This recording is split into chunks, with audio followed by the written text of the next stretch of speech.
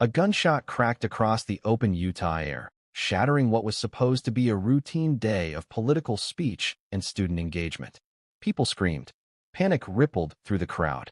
And in that one instant, the story of Charlie Kirk, the man who built a movement, collided with the name Tyler Robinson, the young suspect now at the center of one of the most shocking cases in America today. That's the moment where our story begins.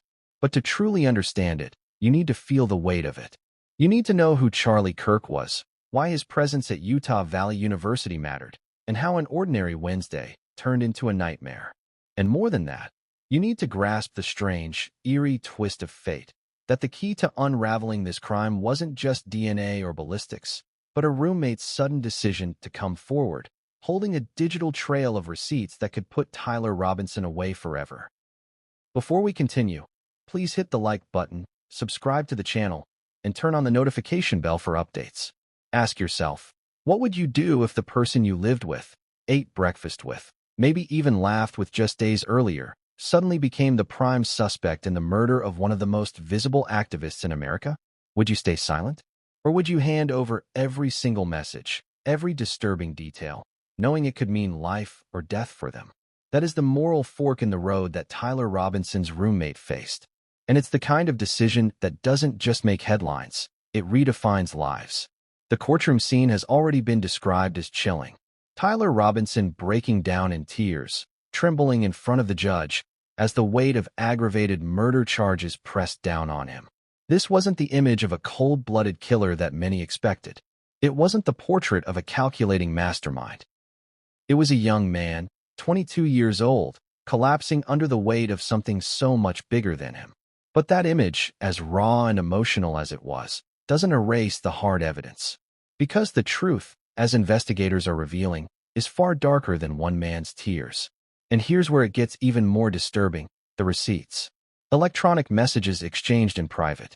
Messages where Tyler allegedly confessed, not in a courtroom, not to police, but to someone who shared his space, his roommate. According to sources, those messages spelled out how he wrapped the rifle in a towel, how he stashed it in bushes near the very campus where the shooting took place, and how he intended to retrieve it later. Cold, direct, as if hiding a murder weapon was just another problem to solve. The roommate's reaction? Aghast. Shocked to the core. That's what happened? Oh my God, no. Those words weren't from an investigator or a journalist. They were from someone who thought they knew him.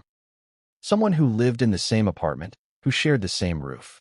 And suddenly, their life turned upside down, thrust into the spotlight as the one holding the key evidence. But the story doesn't stop there. Because when police followed that trail, they didn't just find the towel. They didn't just find the weapon. They found DNA, hard, scientific proof, tying Robinson directly to the crime scene. The towel wasn't just fabric. It carried his genetic fingerprint. And so did a screwdriver found on a rooftop, one investigators now believe was connected to the shooting. Think about that for a moment. Not one, but two separate items linked back to Robinson, leaving little doubt about his presence and his actions. And yet, despite all of this, Tyler Robinson isn't talking. Utah's governor confirmed it. He hasn't confessed. He isn't cooperating. Silence, defiance, or maybe fear. What does that say about his state of mind? About his plan, or lack thereof? This isn't just a criminal case. It's a cultural earthquake. Charlie Kirk wasn't just another man on a stage. He was the co-founder of Turning Point USA, a voice that resonated across conservative America, a speaker who drew thousands, and a figure whose death leaves a void not just in his organization, but in the larger political conversation. Imagine the headlines. A conservative leader gunned down on a college campus. The implications are massive, stretching far beyond Utah, far beyond one tragic Wednesday afternoon. And here's where it gets even more intense. Donald Trump is president. Yes, in this timeline, as this story unfolds, Trump isn't just a former president watching from the sidelines. He's the sitting commander-in-chief. That changes everything. Every political ripple from this case carries right to the Oval Office. Every news briefing, every development, every revelation about Robinson's guilt or innocence lands in a political atmosphere more charged than ever. So what really happened in Orem, Utah that day? What was in Tyler Robinson's head? Why was Charlie Kirk the target? And how do the receipts, The roommate's testimony, the messages, the DNA, fit into a puzzle that still feels incomplete. These are the questions that will drive our journey. Over the next chapters, we'll dive deep into the timeline of events, Tyler Robinson's life, the courtroom drama, the DNA revelations, and the national shockwaves rippling out from this case. We'll connect dots you might have missed. We'll pull back the curtain on details that seem small, but change everything. And most importantly, we'll keep asking, how does a young man, barely into adulthood, end up accused of assassinating one of the most controversial political figures of his generation? Because here's the truth. Every detail in this story matters. The towel, the screwdriver, the DNA, the receipts, the roommate's gasp of horror, Tyler's tears in court. Each piece is a puzzle, and together they form a picture that is both terrifying and revealing. And yet, as solid as the evidence seems, one question remains unanswered. The question that lingers over every courtroom hearing, every press conference, every headline. Why? Why Charlie Kirk? Why then? Why there? That's the haunting gap that keeps people glued to this case. The unanswered motive. Because as investigators line up the facts, the receipts, and the science, there's still a human story beneath it all. A story of rage, betrayal, or maybe something far more complicated. But here's the thing. What came next would shift the investigation entirely.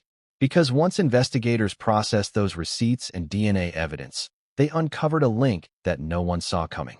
And that link? Well, that's where we go next. Chaos doesn't erupt in silence. It begins with a sound. And on that Wednesday afternoon at Utah Valley University, it was the sharp crack of gunfire. 1, 2, 3 shots. Ringing across an open-air campus event. Students ducked. Parents screamed. Supporters of Charlie Kirk gathered to hear him speak, froze in disbelief before breaking into frantic waves of panic. Imagine yourself there for a moment.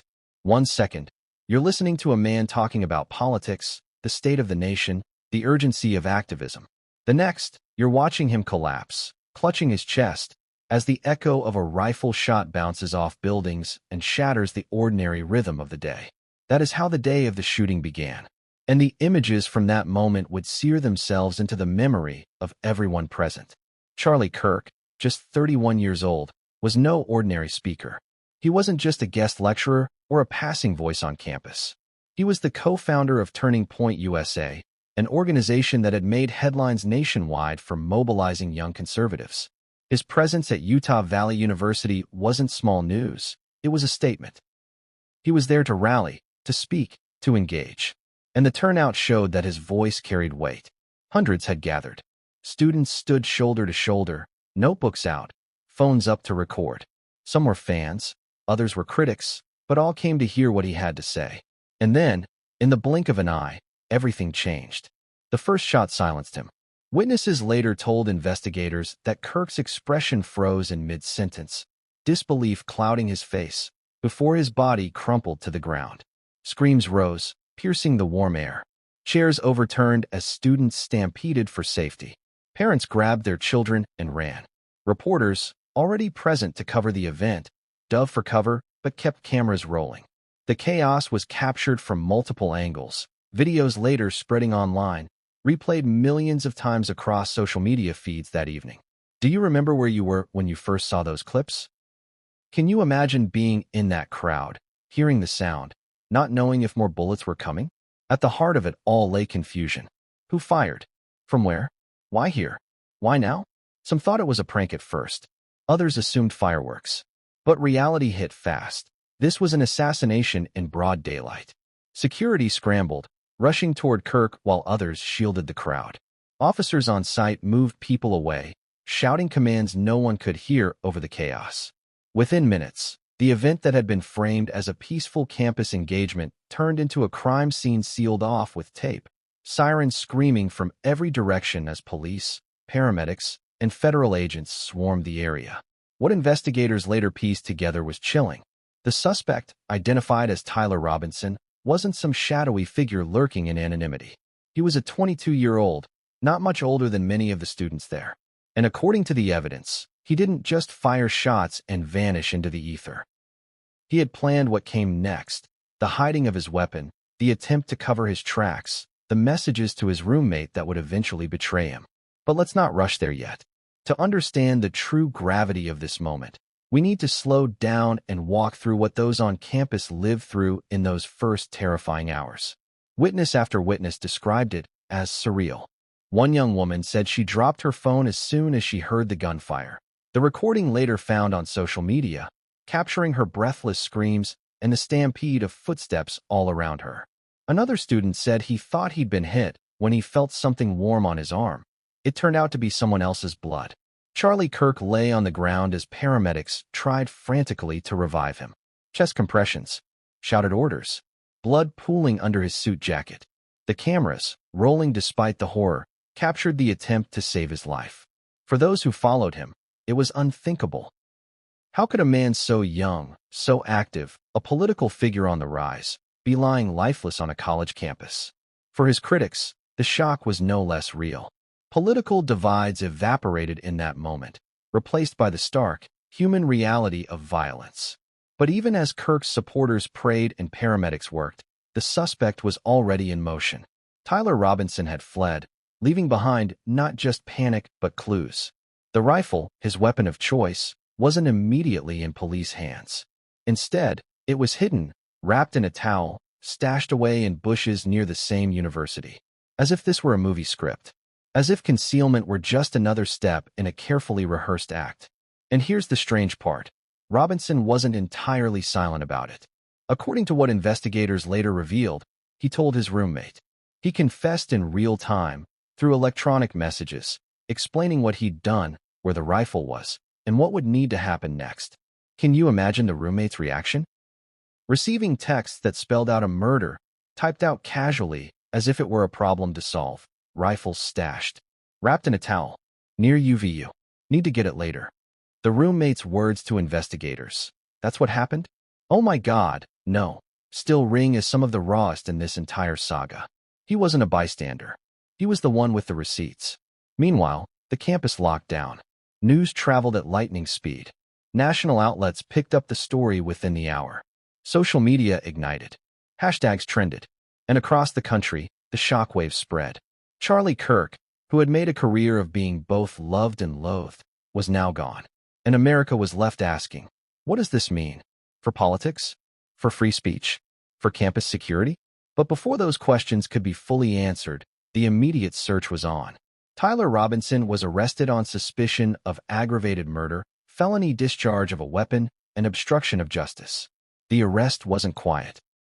It was made public almost instantly, his face plastered across every screen. And suddenly, the name Tyler Robinson became infamous. Still, the story of the shooting itself, the moments on that campus, the terror in the crowd, the desperate scramble to save a life, remains the heart of this narrative. Because it's one thing to talk about evidence later, about DNA, about receipts. It's another to remember the blood, the screams, the chaos. And yet, even that horror wasn't the end of the story. Because what came next would make the case unshakable. DNA, forensics, proof, the towel, the screwdriver, the messages. But before the nation could fully digest the horror of the shooting itself, investigators were about to reveal something so conclusive, so damning, that it would change how everyone saw Tyler Robinson, from suspect to perpetrator. And that's where our story heads next. Who is Tyler Robinson? That's the question that investigators, reporters, and now the entire nation began asking in the days after Charlie Kirk's shocking death. How could a 22-year-old, barely past the threshold of adolescence, become the face of one of the most high-profile political murders in recent memory? Was he a hardened ideologue, a cold-blooded assassin, or simply a troubled young man who spiraled into darkness? The answer isn't simple, and that's exactly why we need to pull back the layers of his life. Let's start with the basics. Tyler Robinson was 22 years old at the time of the shooting. On paper, he looked ordinary, just another face in the crowd of young adults navigating college, jobs, relationships, and the looming question of what kind of life to build. But as we've learned in countless cases before, appearances often deceive. Behind the surface of ordinary can lie secrets, struggles, and in this case, chilling intent. Friends described him in conflicting ways. Some said he was quiet, a little introverted, the the type to keep to himself rather than dominate a room. Others remembered flashes of temper, short outbursts, a certain defensiveness whenever political debates arose. He wasn't the kind of person most people thought of as dangerous. Yet in hindsight, as investigators dug deeper, those fragments began to form a different picture. His digital footprint told a story too. Tyler wasn't a public figure like Charlie Kirk, but like most young people, he left traces online, social media posts, gaming accounts, private chats. Investigators combed through them, looking for signs. And what they found wasn't a manifesto or a public declaration of hate, but rather small, unsettling clues: frustration, resentment, maybe even envy. Direct audience question: have you ever scrolled back through your old posts and realized how much they reveal about your state of mind at the time? Imagine what investigators see when they have access to everything. But beyond online behavior, there was his living situation, sharing an apartment with a roommate who would later become the linchpin in this entire case. Roommates see everything: the unguarded moments, the late-night rants, the sudden changes in mood. Tyler's roommate may not have realized it at the time, but he was living with someone on the brink of making a life-altering, nation-shaking choice. Now let's talk about motive, or rather, the lack of clarity around it. Did Tyler Robinson target Charlie Kirk because of politics? That's the theory most jump to. Kirk was a polarizing figure, a man whose name sparked heated reactions on both ends of the spectrum. Killing him would guarantee attention, outrage, infamy. But investigators haven't yet revealed a clear manifesto or confession. Tyler hasn't spoken. He isn't cooperating. So what does that tell us? Was this an ideological attack, or was something else driving him? Mental health issues, personal grievance, a desperate cry for attention? And here's the contradiction. While Tyler stayed silent with investigators, he wasn't silent with his roommate. He typed messages about the rifle, the towel, the bushes. He laid out, in chilling simplicity, the logistics of hiding a murder weapon. Why confess to a roommate but not to the police? Why leave a trail for someone close but clam up when the full force of law enforcement closed in? Was it arrogance? Panic? Or maybe, just maybe, a subconscious desire to be caught? This is where things get even more complex. The Tyler Robinson that the roommate knew wasn't always a monster. According to accounts, he could be friendly, even kind at times. He wasn't living as an outcast in total isolation. And that contradiction, the human moments alongside the horrific act, haunts everyone connected to this case. Think about it. How many of us know someone who seems ordinary, even likable, but could be hiding unthinkable darkness? His family, too, was thrust into the spotlight. Imagine being the parents, the siblings of Tyler Robinson. Overnight, your child's name is on every headline, not as a victim, not as a bystander, but as the alleged killer of Charlie Kirk. How do you reconcile the boy you raised with the man accused of assassination? Do you defend him? Do you grieve for what he's done? Or do you go silent, unable to face the world's judgment? Reports suggest his family kept quiet, unwilling or unable to explain the actions of their son. That silence speaks volumes. But the most haunting detail comes from those closest to him. Some friends, in hindsight, recalled that Tyler had been restless in the weeks leading up to the shooting. He seemed distracted, agitated. Was he planning? Was he rehearsing? Or was it simply coincidence, a young man under stress that no one thought twice about? These small signals, ignored in real time, suddenly become glaring red flags when viewed through the lens of tragedy. Here's where the irony cuts deep. Tyler Robinson wasn't an infamous radical. He wasn't plastered across the news before the shooting. He wasn't known for a criminal record that screamed danger. He was, in many ways, invisible. And yet, invisibility can sometimes cloak the most dangerous of intentions. And so we come to the central irony. Tyler Robinson, who might have been dismissed as just another young man with frustrations, is now the accused assassin of Charlie Kirk, a name that carries weight in every corner of American politics. One man almost anonymous, the other a household name. Their lives collided in one act of violence that neither of their families will ever forget.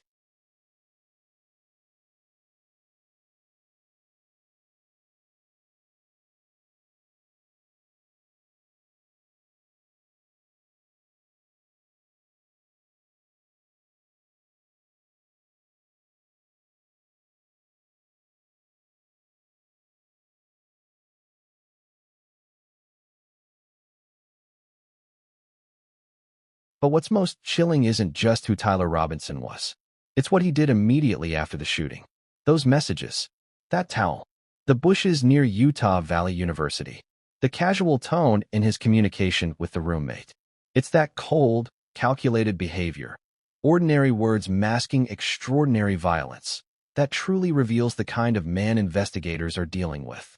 And yet, as horrifying as his messages were, they weren't the end of the story. Because when police tracked down the rifle and processed the evidence, they didn't just find a hidden weapon. They found DNA. Hard, undeniable proof that would tie Tyler Robinson directly to the crime. But how exactly did investigators make that leap from roommate testimony to scientific certainty? What tools did they use? What objects carried Tyler's genetic fingerprints? That's where Chapter 3 takes us, into the roommate's testimony and the shocking receipts that flipped this case upside down. It always starts with someone close. Not the detectives, not the politicians, not the media. The first cracks in Tyler Robinson's wall of secrecy came from the person who lived just a few feet away, his roommate. The roommate wasn't supposed to be part of this story. He wasn't on the stage at Utah Valley University, he wasn't in the headlines before the shooting, and he certainly didn't anticipate that his private text threads would suddenly become the focus of a murder investigation gripping the nation. But when the truth began to leak out, it wasn't whispered in a courtroom, it was typed out in messages. And those messages, handed over to investigators, have since become the receipts that may very well determine whether Tyler Robinson lives or dies. Let's go back to that crucial moment. Investigators, scrambling to piece together the shooter's movements, turned to the person who might know Tyler best, the roommate. When they asked questions, the response wasn't calm or calculated. It was visceral. That's what happened. Oh my God, no. In those 7 words, you can hear it. Shock, betrayal, disbelief. Imagine discovering that the person you share a home with, the person you split rent with, the person you see brushing their teeth at midnight, may have just assassinated a national political figure. What would you feel? What would you do? For the roommate, the answer was clear. He turned over the receipts. Electronic messages that painted a picture more chilling than any rumor, more damning than any vague accusation. These weren't just offhand comments. They were specific, detailed, methodical. Here's what those messages said. Tyler confessed that after the shooting, he wrapped his rifle in a towel. He admitted to stashing it in bushes near Utah Valley University, the very campus where the shots rang out. He mentioned that the weapon would need to be retrieved later, as if this were just another chore to cross off a list. This wasn't speculation. This wasn't a theory. This was direct evidence, typed out by Tyler himself. And once investigators saw it, everything changed. Now, pause and think about that for a second. Why would someone admit such details in writing? Why confess to a roommate instead of keeping silent? Was it arrogance, thinking the roommate would never betray him? Was it desperation, an attempt to share the burden with someone else? Or was it simply the impulsive mistake of a young man unraveling under pressure? And think about the position this put the roommate in. Imagine the weight of those words landing on your phone. You're staring at messages that, if true, prove your roommate committed murder. Do you delete them, pretending you never saw them? Do you confront him, risking your own safety? Or do you do what he ultimately did? Hand them over to investigators, knowing that you're turning in someone you once trusted? That decision wasn't just moral. It was monumental. Without the roommate's testimony, law enforcement might have taken longer to find the weapon. Without the receipts, Robinson's defense could have argued there was no direct link between him and the rifle. But with them, the story locked into place. A shooter, a weapon, a hiding place, all tied together by his own words. Investigators didn't waste time. They followed the trail exactly as the messages laid it out. And sure enough, there it was, a rifle wrapped in a towel, hidden in bushes near Utah Valley University. Just as the roommate said, just as Tyler typed. This revelation sent shockwaves through the community. Because up until that moment, some clung to doubt. Maybe the police got the wrong man. Maybe the chaos of the scene created confusion. But the receipts? They were undeniable. They were intimate. They were real. And they came not from law enforcement or government officials, but from someone who lived shoulder to shoulder with the suspect. But the story of the roommate doesn't end there. His words, aghast, carried weight not just in the press but in the courtroom. Prosecutors leaned heavily on his testimony, framing him as both a witness and a reluctant messenger. Defense lawyers, of course, tried to poke holes. Could the messages have been fabricated? Could the roommate have misunderstood? But the overwhelming consistency between his testimony and the physical discovery of the weapon made it nearly impossible to dismiss. And here's where the emotional toll comes in. The roommate didn't ask for fame. He didn't ask to become a witness in a murder trial. Yet overnight, he was thrust into a spotlight that carried both scrutiny and danger. Supporters of Charlie Kirk praised him for stepping forward. Critics whispered about betrayal, wondering if he acted too quickly. And in the middle of it all, one ordinary young man had to live with the knowledge that his cooperation might seal his roommate's fate. Possibly even his execution, if prosecutors pursue the death penalty. The roommate's story also raises uncomfortable questions for all of us. How well do we know the people closest to us? Could you, right now, name the darkest thoughts of the person who lives next door, sits across from you at dinner, or shares your apartment? We like to believe we'd see it coming. We like to think we'd recognize danger. But this case shows otherwise. The roommate didn't see it until the receipts dropped in his lap. And let's not forget, his testimony didn't exist in isolation. It became the bridge to the next, even more damning revelation. Because once police retrieved the rifle and towel, forensic teams went to work. DNA testing, fingerprint analysis, microscopic details that transform speculation into proof. And what they found next would leave no doubt in anyone's mind. The roommate's words may have opened the door, but the science would slam it shut. The DNA was waiting. The towel and screwdriver were about to speak louder than any confession. And when those results came back, the case against Tyler Robinson shifted from suspicion to certainty. But how exactly did the DNA link Ty Robinson to the crime scene in ways no lawyer could argue against? And why did investigators believe these forensic discoveries were the final nail in his coffin? It was never supposed to be found. At least, that's what Tyler Robinson must have thought when he wrapped the rifle in a towel and shoved it deep into the bushes near Utah Valley University. After all, hiding a weapon isn't about erasing the crime. It's about buying time. Time to think. Time to run. Time to pretend that maybe, just maybe, you can outsmart the investigators closing in on you. But here's the fatal flaw. Criminals almost always believe they're cleverer than they really are. And Tyler Robinson's attempt to conceal the rifle that allegedly ended Charlie Kirk's life turned out to be anything but brilliant. In fact, it became one of the most incriminating pieces of evidence in the entire case. Let's rewind to those crucial hours after the shooting. Sirens wailed. The campus locked down. Students huddled in classrooms and dorms, waiting for news. Investigators swarmed, desperate to track the shooter's path. Tyler Robinson, meanwhile, was in motion. He had a rifle, the same weapon witnesses claimed to have seen. That rifle was hot, figuratively and literally. It couldn't stay with him. So, according to the messages revealed later, he made his move, wrapping it in a towel and stuffing it into the thick foliage near the campus. Now, imagine the scene. The bushes stand just far enough from the main walkways to avoid casual glances. It's late afternoon. Students are still in shock, but the noise of law enforcement is everywhere. Helicopters above, radios crackling, dogs barking. In that moment, Robinson crouches down, rifle in hand, towel concealing its form. He shoves it into the greenery, brushes his hands together, and walks away as if he'd just dropped off trash at the curb. Did he believe it would stay hidden? Did he think investigators wouldn't search every inch of that campus? Or was it simply desperation, a panicked decision rather than a calculated plan? The messages to his roommate revealed the truth. He didn't just stash the weapon, he intended to retrieve it. The plan wasn't abandonment, it was storage. A temporary fix for a permanent problem. Wrapped in a towel. Near UVU. Need to get it later. Those weren't the words of someone discarding evidence. They were the words of someone who thought he'd be back.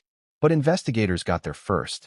Guided by the receipts from the roommate and their own relentless search of the area, police scoured the campus perimeter. And there it was.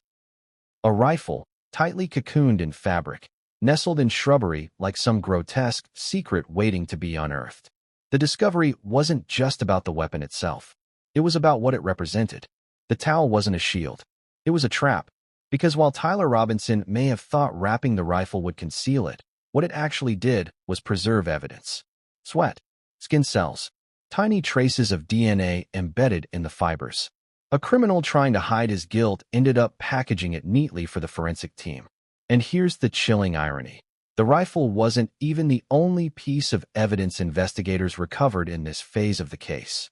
On a rooftop near the university, they also found a screwdriver, another object linked to Robinson, carrying his DNA. One item hidden, one item left behind. Both whispering the same story: Tyler was there. Tyler did this. But let's return to the moment the rifle was retrieved. Officers unwrapped the towel carefully, gloved hands steady, knowing they might be handling the murder weapon of a nationally recognized political figure. The press hadn't yet reported the find, but whispers began to circulate in the law enforcement community. This was the break they needed, the proof that tied the physical act of violence to the suspect in custody. When news finally broke, the public reacted with a mix of horror and grim satisfaction. Horror, because the very image of a young man discarding a rifle after allegedly killing Charlie Kirk sounded like something ripped from a crime drama. Satisfaction, because finding the weapon meant justice was closing in.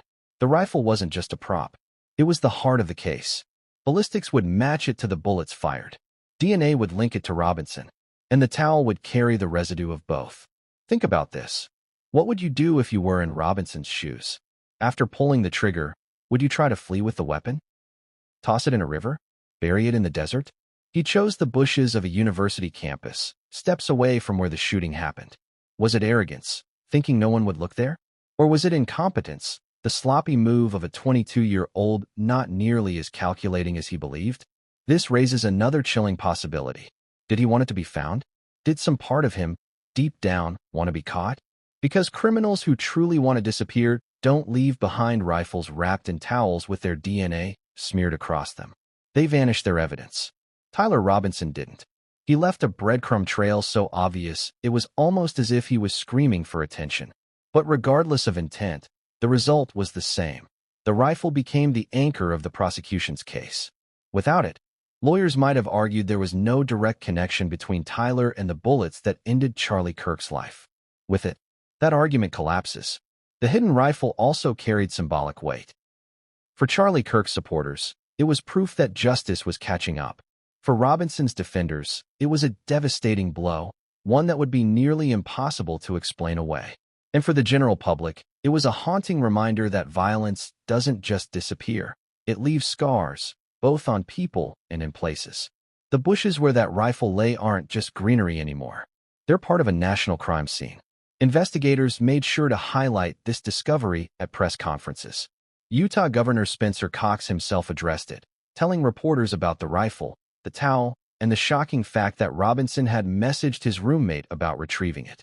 Kash Patel, the FBI director, took it even further, explaining that DNA analysis confirmed Robinson's link to the towel and to the screwdriver found nearby.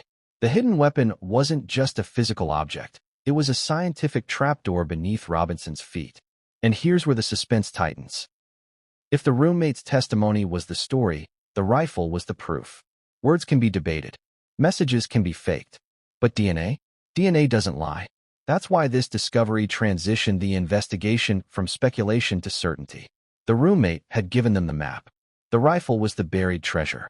And inside that treasure lay the genetic code of the killer.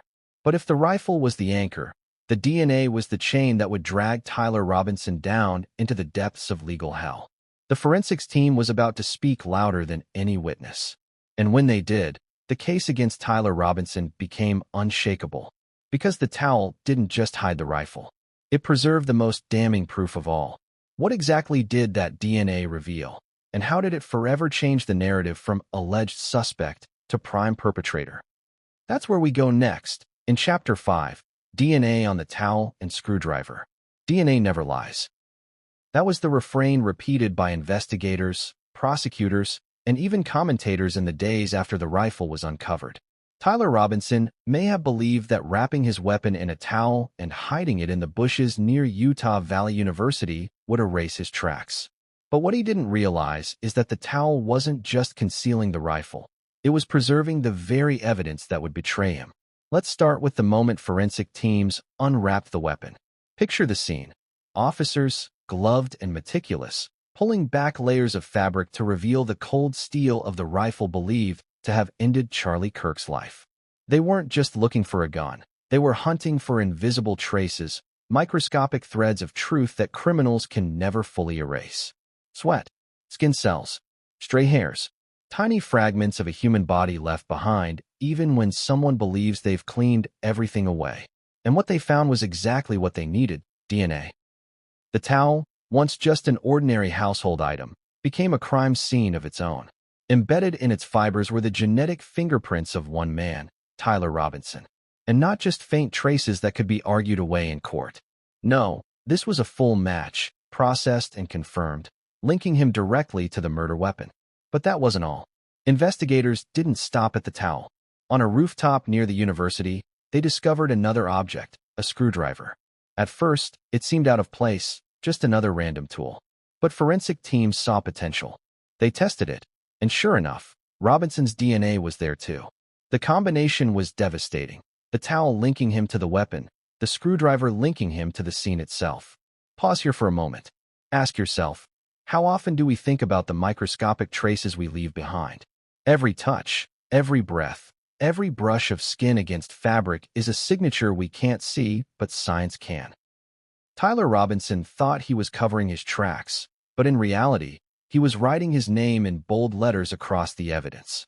When FBI Director Kash Patel stepped onto Fox and Friends to confirm the DNA hits, the weight of his words was undeniable. I can report today that the DNA hits from the towel that was wrapped around the firearm and the DNA on the screwdriver are positively processed for the suspect in custody. In other words, we have him. This isn't hearsay. This isn't speculation. This is science, irrefutable and damning. For prosecutors, this was the turning point. The roommate's testimony, the electronic receipts, those were powerful, but they still relied on human credibility. Defense lawyers could argue that messages were misinterpreted or that the roommate exaggerated. But DNA? That's a different battlefield. Juries trust it. Judges trust it. The public trusts it. And Tyler Robinson's DNA was all over the evidence. Now, let's think about the screwdriver for a moment. Why was it there? What purpose did it serve? Some investigators speculated it was used to access a rooftop vantage point, maybe to unscrew a grate or force an entry. Others believed it might have been part of his preparation, discarded when it was no longer needed. Either way, it was damning. Because tools don't wander onto rooftops by themselves. Someone put it there. And when that someone left behind their DNA, the mystery evaporated. The irony is brutal. The very objects Tyler Robinson used to try and execute his plan, his rifle, his towel, his screwdriver, became the prosecution's strongest witnesses. They didn't just point to him. They screamed his name. Let's not forget the emotional weight of this revelation. For Charlie Kirk supporters, the DNA confirmation was a grim relief. It meant justice wasn't just possible, it was inevitable. For Robinson's family, it was a nightmare. How do you argue against the science? How do you defend a son, a brother, when the evidence doesn't just suggest guilt, it cements it? This also raises the bigger question. Did Robinson ever truly believe he could get away with it? Or did he underestimate the power of modern forensics? We live in an era where a single hair, a drop of sweat, even a faint touch can betray you. Did he not understand that? Or was he so blinded by rage, ideology, or desperation that he didn't care? And here's another angle to consider. What if the DNA hadn't been found? What if the towel had been burned, the screwdriver tossed into a river, the rifle buried deep in the desert? Would the case against Robinson have been airtight? Or would there have been cracks for a defense attorney to exploit? One careless mistake, one overlooked detail, turned his attempt at a cover-up into a self-sabotaging disaster. But while the DNA evidence brought clarity to investigators, it also introduced a chilling certainty for the public. This wasn't a case of mistaken identity. This wasn't the wrong man in the wrong place at the wrong time. Tyler Robinson was there. He handled the weapon. He stashed it. He left his mark. And yet, despite the mountain of evidence, he refuses to cooperate. Utah Governor Spencer Cox confirmed it. Robinson isn't talking. No confession. No explanation. Silence. But silence doesn't erase science. His refusal to speak only sharpens the contrast between the weight of the evidence and the emptiness of his defense.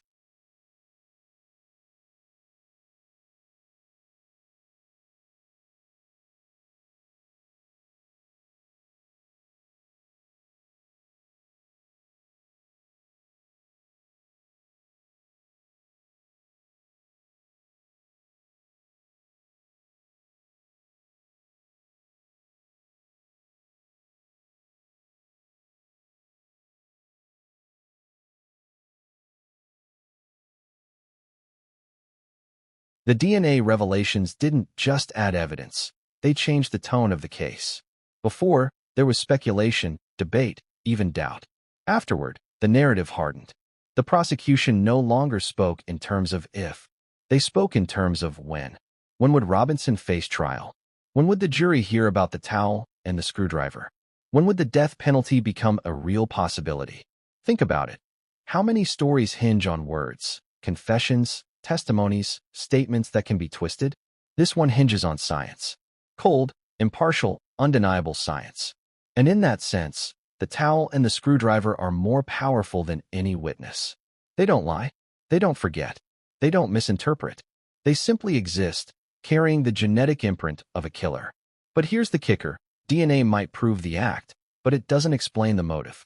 And that's the question still gnawing at investigators, prosecutors, and the public alike. Why? Why Charlie Kirk? Why then? Why there? The towel and screwdriver may have sealed Robinson's fate in the courtroom, but they didn't answer the question burning in the hearts of millions. And as the case marched into the courtroom, all eyes turned to Tyler Robinson, not just as a suspect, but as a man facing the ultimate punishment. And in that courtroom, under the crushing weight of DNA evidence, he broke down. The courtroom is supposed to be a place of order, a space where the chaos of crime collides with the structure of law. But when Tyler Robinson entered that Utah courtroom, charged with the murder of Charlie Kirk, it wasn't order that people saw.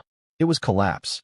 A 22-year-old man accused of assassinating a nationally known political activist reduced to tears, his body shaking, his voice cracking, as the evidence stacked against him loomed like a mountain no defense attorney could climb. Picture the scene. The benches are packed. Reporters with notepads and cameras. Kirk's supporters wearing expressions of rage and grief. Robinson's family sitting silently, eyes glued to the floor. The judge takes his seat, the gavel strikes, and suddenly all the whispers fall away. Everyone wants to see how Tyler Robinson will carry himself. Will he look defiant? Cold? Remorseful? Instead, they see something few expected, a young man unraveling before their very eyes. It starts with his posture, shoulders hunched, eyes darting toward the ground, rarely daring to meet the gaze of the people in the room. Then come the tears. Not controlled tears, not quiet sobs, but full-body tremors, the kind of breakdown you don't associate with a killer in the public imagination. For many watching, it was disorienting. How could the same person described in court documents as calmly hiding a rifle in the bushes near Utah Valley University now look so fragile, so broken? Was it guilt? Fear? Or simply the realization that his life as he knew it was over? The prosecution wasted no time setting the tone. They laid out the charges in sharp, unrelenting language: aggravated murder, felony discharge of a weapon, obstruction of justice. Each charge read aloud was like a hammer striking Robinson's future. Aggravated murder alone carried the possibility of the death penalty in Utah. The phrase death penalty hung in the air like smoke. Reporters scribbled it furiously, families shifted uncomfortably, and Robinson visibly flinched. And then came the moment everyone was waiting for. Would Robinson speak? Would he explain, deny, confess? The answer was silence. He wept. He shook. But he did not speak.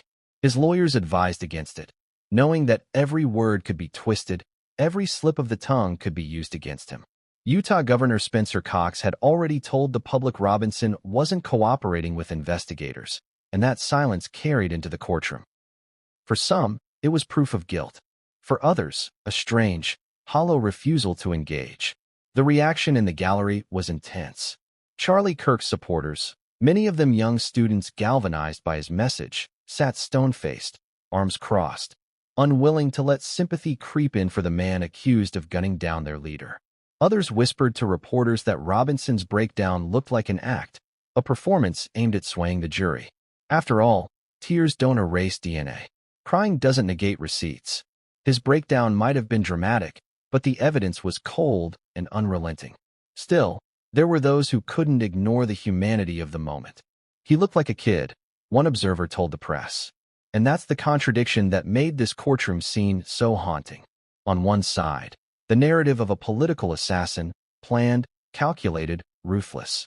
On the other, the image of a young man overwhelmed, almost swallowed by the enormity of what he'd done and what he now faced. Which version was real? Could they both be? The defense team tried to seize on that contradiction. They painted Robinson not as a hardened killer, but as a confused, troubled young man caught in a storm bigger than himself.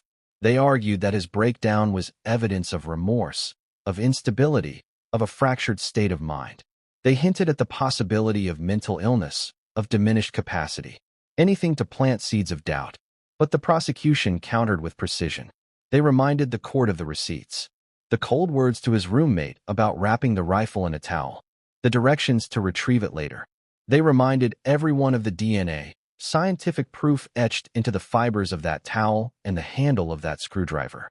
This is not the face of remorse, one prosecutor said, gesturing toward Robinson's trembling figure.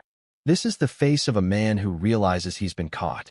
And then came the emotional testimony from the other side.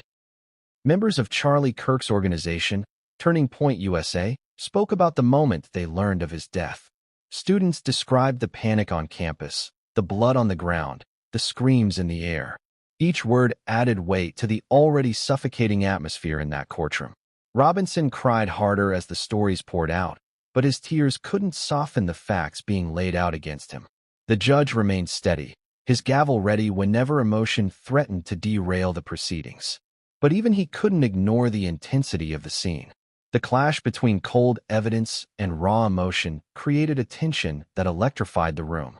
And all the while, Robinson sat at the defense table, crumbling, breaking down piece by piece as his fate edged closer to being sealed. For the public, the images from that day became iconic. Photos of Robinson in court, tears streaming, circulated online within hours. Some called it justice in action, a killer realizing the weight of his crime. Others argued it was exploitation, turning a young man's collapse into a media spectacle. But no one ignored it. The breakdown became a defining moment of the case, a symbol of everything at stake: life, death, justice, and the haunting question of why. And yet, the breakdown didn't change the trajectory of the trial. It didn't erase the rifle in the bushes, the towel, the screwdriver, the DNA.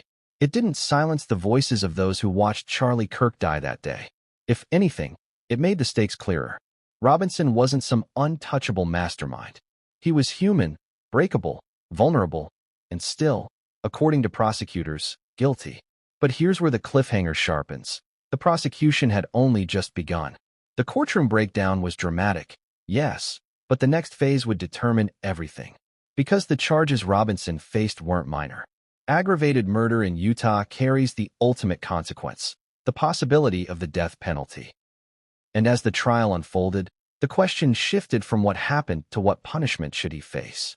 Would Tyler Robinson's tears save him from execution? Or would the evidence outweigh every breakdown, every sob, every desperate plea? That's the story we dive into next, Chapter 7, The Charges Against Robinson. The words came down like hammers on steel: aggravated murder, felony discharge of a weapon causing serious bodily injury, obstruction of justice. Each charge echoed across the courtroom, and each one seemed to press Tyler Robinson lower into his chair. This wasn't a simple case of violence. These weren't lightweight accusations that might fade away with a plea deal or probation. These were charges so severe they carried the possibility of the ultimate punishment, the death penalty. Let's break it down, piece by piece. Aggravated murder in Utah is not just murder. It's a murder committed under circumstances that make it especially heinous. Premeditated, deliberate, and with aggravating factors that push it into the category of crimes considered most deserving of capital punishment. Prosecutors argued that Tyler Robinson's actions checked those boxes. He didn't just fire a weapon in a fit of passion. He allegedly planned it. He carried a rifle to a political event, targeted a nationally known figure, and executed his plan in front of hundreds of witnesses. That, they said, was cold, calculated murder. The charge of aggravated murder is a legal thunderclap. In Utah, it immediately raises the stakes. Life in prison without parole, or death. Those are the options on the table. Nothing less. The words death penalty may have felt like abstract legal language to some in the courtroom, but for Robinson, they became a shadow hanging over his every breath. Imagine sitting in that chair, knowing the state itself may seek your execution. The second charge, felony discharge of a weapon causing serious bodily injury. This one seems straightforward, but it carries its own weight. It acknowledges not just the intent to kill, but the reckless danger Robinson created by firing into a crowd. Those bullets didn't just strike Charlie Kirk. They tore through the safety of an entire campus. Students ran, parents screamed, lives were changed forever. Prosecutors wanted the record to show that this wasn't just about one man's death. It was about an act of violence that endangered dozens, maybe hundreds. And then, obstruction of justice. To some, it might sound like a smaller charge compared to murder, but in this case, it painted a critical picture of Robinson's mindset after the shooting. Wrapping the rifle in a towel, stashing it in bushes, messaging his roommate about retrieving it later. These weren't the actions of someone acting in panic and immediately confessing. They were, prosecutors argued, the actions of someone trying to cover his tracks, to manipulate the aftermath, to obstruct the very system now seeking justice. Now, here's the chilling reality. Each charge stacked together created a narrative of intent, action, and aftermath. Prosecutors weren't just building a case. They were constructing a story of a young man who made deliberate choices every step of the way. To bring the weapon, to fire it, to hide it, to message about it. And in that story, there was little room for mercy. Defense attorneys, of course, tried to push back. They suggested that Robinson's breakdown in court showed remorse, instability, perhaps even a lack of full awareness of his actions. They hinted that mental health could play a role in softening the charges, in persuading a jury that death was too severe a penalty. He's not a monster, one defense lawyer argued. He's a troubled young man who made a catastrophic mistake. But prosecutors weren't swayed. A catastrophic mistake, one shot back. Wrapping a rifle in a towel and hiding it in the bushes is not a mistake. It's a cover-up. It's obstruction. It's evidence of someone who knew exactly what he had done. The presence of aggravated murder as the lead charge created an atmosphere of inevitability. Everyone in the room knew what it meant. Utah is one of the states that still carries out executions. And while the death penalty is rare, its mere possibility changes everything about a trial. It changes how the prosecution frames evidence, how the defense appeals for sympathy, how the public reacts to every new revelation. For Charlie Kirk's supporters, the death penalty felt like justice. He took a life in cold blood. One student said outside the courthouse, "Why should he get to keep his?" For others, though, the thought of executing a 22-year-old raised uncomfortable questions. Is death truly justice? Or is it vengeance? Does killing the killer bring closure? Or does it deepen the wound? And here lies the paradox of Robinson's case. On one hand, the evidence was overwhelming. The receipts from his roommate, the DNA on the towel and screwdriver, the rifle in the bushes. On the other, the image of a crying, trembling young man in court complicated the narrative. Was he a calculating assassin, or a broken kid caught in the gravity of his own choices? The judge didn't let emotion cloud the proceedings. The charges were read. The penalties explained. The path forward laid out. And with each step, Robinson's future narrowed. He was no longer simply a suspect. He was a man on trial for his life. The public, too, absorbed the weight of these charges. News outlets plastered headlines. Robinson faces death penalty. Social media erupted with debates. Some demanded swift justice. Others urged caution, reminding the nation of the dangers of rushing to execution. But the facts of the case, those cold, forensic facts, hung in the background, undeniable. Still, one haunting question remained. If the charges were this severe, why wasn't Robinson cooperating? Why not confess, explain, try to mitigate his fate? Why remain silent while the noose of the law tightened around his neck? That silence became its own kind of evidence. Prosecutors painted it as defiance. The defense framed it as fear. And the public was left to wonder, what does silence really mean when your life hangs in the balance?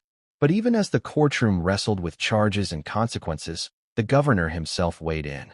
Utah Governor Spencer Cox made it clear Robinson wasn't cooperating, and the state was prepared to pursue the harshest penalties available. That statement wasn't just political, it was a message that the state intended to make an example out of this case. Which leads us into the next chapter of this unfolding story. Because the charges are one thing, the silence is another. And Robinson's refusal to speak, to investigators, to the court, to the public, raised the stakes even higher. Why wasn't he talking? What was he hiding? Or was he simply waiting for the right moment to reveal something explosive? That's the cliffhanger we carry into Chapter 8, Robinson's silence. Silence can be louder than words. In the case of Tyler Robinson, it became deafening. After the rifle was found, after the towel and screwdriver revealed his DNA, after the roommate handed investigators the damning receipts, there was still one crucial thing missing: his voice. He did not confess. He did not deny. He did not explain. He simply refused to talk. Utah Governor Spencer Cox confirmed it bluntly in a press conference that shook the public. The suspect is not cooperating with investigators and has not confessed to carrying out the shooting. Those words landed like a bombshell. The governor himself standing before cameras, admitting that even with the mountain of evidence stacked against him, Tyler Robinson was choosing silence. But why? That's the question that has haunted this case as much as the crime itself. Why would a 22-year-old, facing the death penalty, refuse to speak? Was it strategy? Fear? Arrogance? Or something darker? Let's step inside his mind. Or at least, let's try to. One possible explanation is pure legal strategy. From the moment he was arrested, Robinson would have known, through lawyers, through experience, through instinct, that anything he said could be used against him. And in a case this severe, silence might be the only card to play. If he confessed, prosecutors could slam the door shut on any wiggle room. If he denied, inconsistencies could unravel him on the stand. But by saying nothing, he left the burden on the state to prove every piece of the puzzle. Another explanation: fear. Imagine being 22 years old, suddenly locked in a cell, the entire country watching your every move. Cameras outside the courthouse, reporters digging into your past, FBI agents analyzing every thread of your DNA. Would you speak? Or would you retreat into silence, overwhelmed by the enormity of it all? And then, of course, there's arrogance. Some criminals refuse to cooperate because they believe they're smarter than the system. Maybe Tyler thought he could outlast investigators. Maybe he convinced himself that without a confession, there would always be doubt. Maybe, just maybe, he believed the receipts and DNA weren't enough. But here's the problem with silence: it doesn't erase evidence. It amplifies it. Every time Robinson refused to answer, prosecutors pointed back to the towel. Every time he stayed quiet, they reminded the court of the rifle hidden in bushes. His silence didn't create mystery, it created contrast. Cold, hard facts on one side. A trembling, mute defendant on the other. And yet, silence has power. Think about high-profile cases in history where the accused said nothing. It often frustrates investigators, enrages victims' families, and fascinates the public. We want answers. We crave explanations. When the accused refuses to give them, our imaginations fill the void, often painting them as darker, more sinister figures than they might even be. Tyler Robinson's silence created a vacuum, and into that vacuum rushed speculation. Was he politically motivated? Was this a targeted assassination of Charlie Kirk, one of the most polarizing activists in America? Or was it personal, some private grudge or twisted obsession? Was it mental illness, a break from reality that he couldn't articulate even if he wanted to? No one knows. Because Robinson won't speak. The roommate's testimony made the silence even more striking. Here was a man who had messaged casually about stashing the rifle, who wasn't afraid to type out details that would later damn him. Yet once the handcuffs clicked, once the questions began, the words stopped. Almost like a switch flipped. Openness with his roommate, absolute refusal with the police. The public's reaction to this silence was split. For some, it was proof of guilt. If he didn't do it, he'd say so, one student at Utah Valley University told reporters. For others, it was an eerie reminder of how little we really know. What if he's protecting someone else?